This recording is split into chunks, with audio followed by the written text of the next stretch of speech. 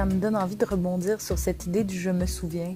Ouais, assez ironique. Oui, mais en même temps, c'est ça une des... Je vais aller le chercher, parce que c'est ça. Avons-nous un profond déficit de transmission culturelle? Tu poses la question. Ouais. Et puis après ça, le « je me souviens » que tu nommes comme étant ironique là, Ouais. je me demande si c'est pas une clé de compréhension qui est laissée pour qu'on la voit à tous les jours. Complètement. Et puis, parce que c'est l'origine, en fait, du « je me souviens », puis pourquoi il a été gravé, tout ça, c'est presque nébuleux.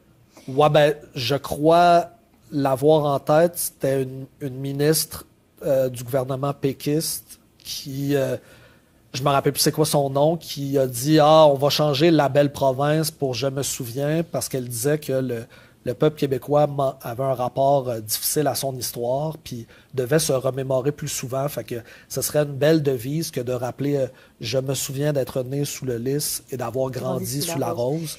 Puis là, on va mettre ça sur nos plaques d'immatriculation. Puis là, ils ont fait genre « Ah, wow, c'est beau ».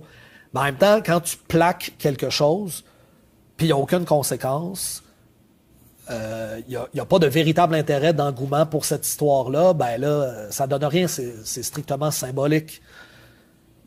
Donc, il y a une ironie profonde. Et c'est pour ça que, bon, là-dedans, c'est un documentaire dans l'histoire du cinéma québécois, puis c'est un guide touristique de la ville de Montréal qui essaie d'expliquer à un immigrant qui est en visite à Montréal, qu'est-ce que ça veut dire, ça, je me souviens, puis il n'a aucune idée lui-même. Il s'en rappelle plus, c'est très ironique.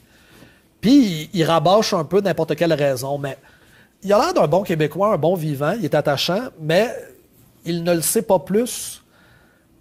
Et ça, il y a quelque chose d'assez troublant pour ma part. Et je m'inclus là-dedans. J'ai pas toujours été au courant de toutes ces informations-là. Il a fallu que je m'éduque.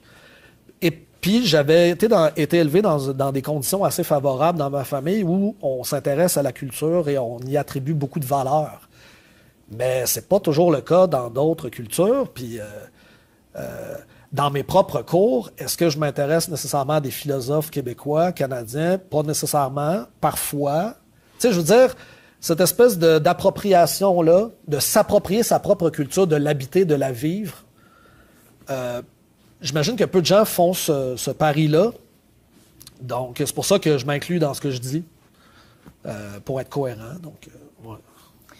Mais tu cites beaucoup, tu cites aussi les jeunes qui sont dans, je ne me rappelle plus le titre du documentaire. Ouais, c'est La fin des terres de Loïc Darce. Ça m'a vraiment marqué, ce documentaire-là, parce que c'est des jeunes qui n'ont pas eu la chance de voter en 1995 au référendum, mais qui ont chacun une vision du Québec différente. Puis c'est vraiment fascinant, les témoignages qu'on entend. Fait que, excuse... Non, il n'y a pas de quoi. Mais c'était justement, il notait le fait que, ben voyons, tu sais, il n'y a qu'un Québécois pour se questionner sur ce que c'est qu'être un Québécois, tu sais. Ouais. C'est très québécois de se questionner sur le fait d'être québécois. Puis là, il rajoute, je pense qu'il n'y a pas beaucoup de peuples qui ont perdu 2 référendums consécutifs.